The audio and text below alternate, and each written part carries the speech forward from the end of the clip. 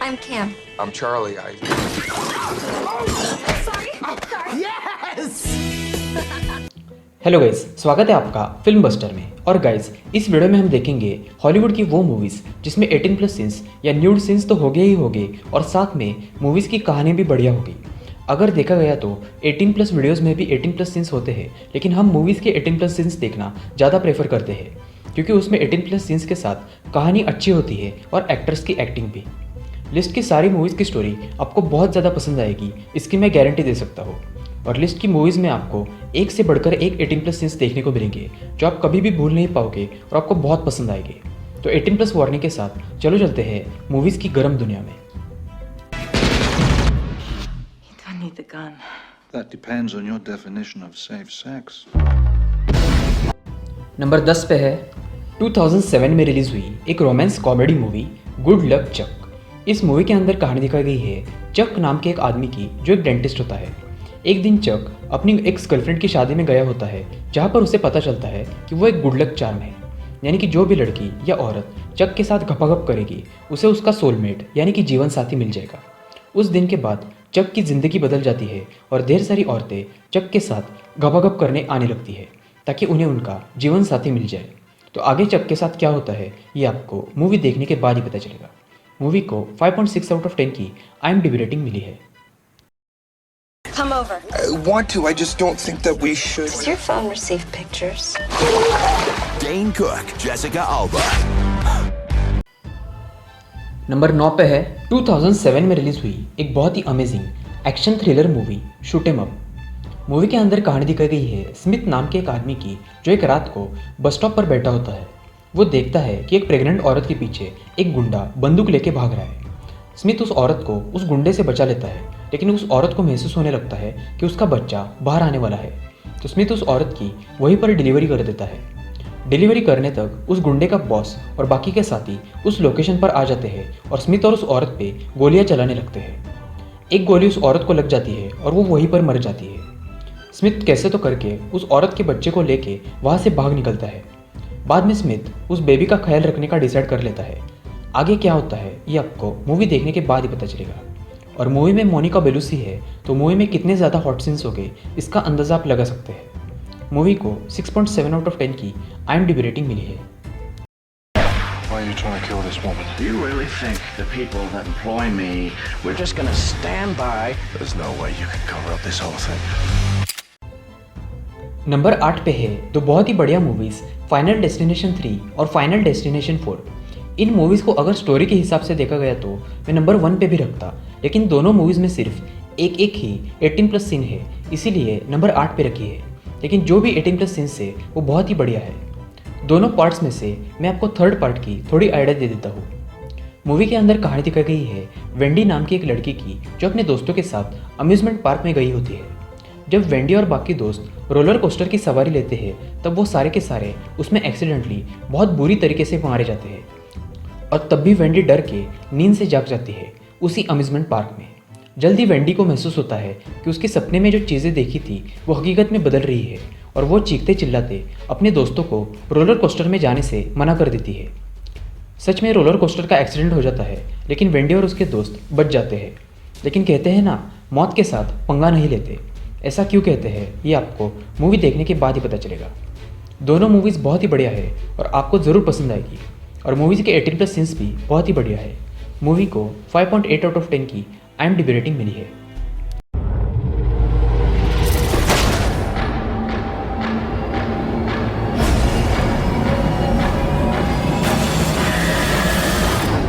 आगे बढ़ने से पहले अगर आपने अभी तक चैनल को सब्सक्राइब नहीं किया तो चैनल को सब्सक्राइब जरूर कीजिए ताकि मुझे आपके लिए ऐसी ही वीडियोस बनाने के लिए मोटिवेशन मिलता रहे।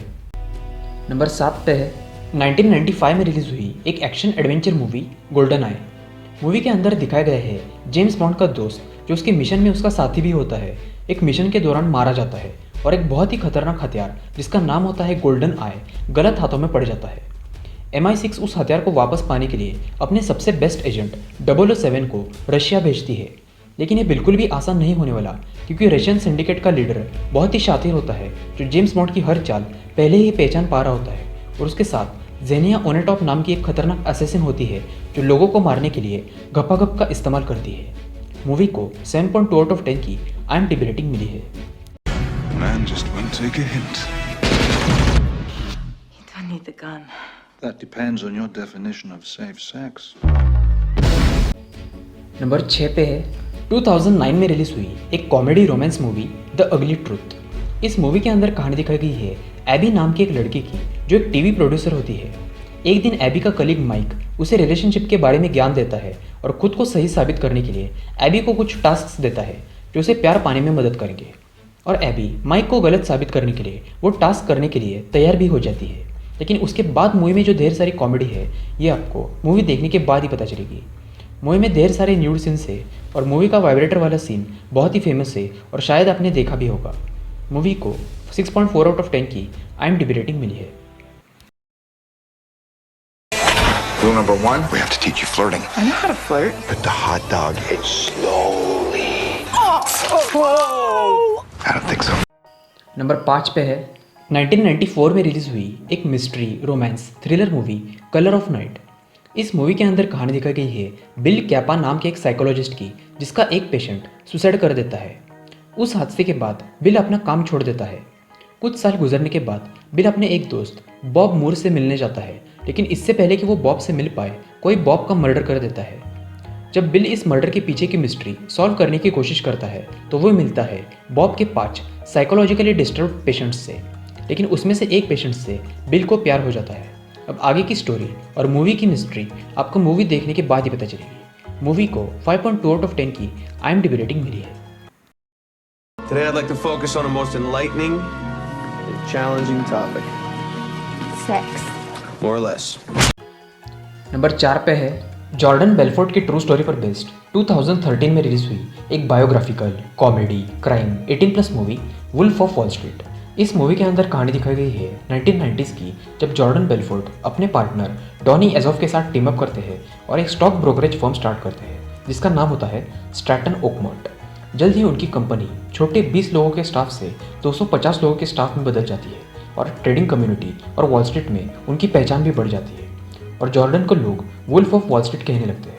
अब इतना सारा स्टेटस पाने के बाद जॉर्डन बेलफोर्ड जो धूम मचाता है ये आपको मूवी देखने के बाद ही पता चलेगा। मूवी को 8.2 आउट ऑफ 10 की IMDb रेटिंग मिली है।